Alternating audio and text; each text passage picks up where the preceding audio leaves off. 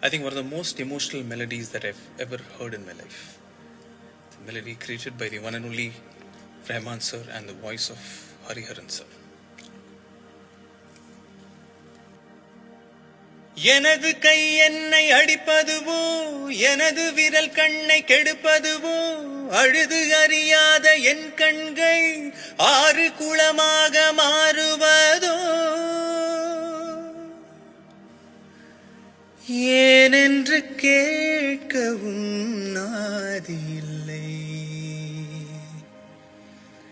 ஏழையின் நீதிக்கு கண்ணுண்டு பார்வையில்லை.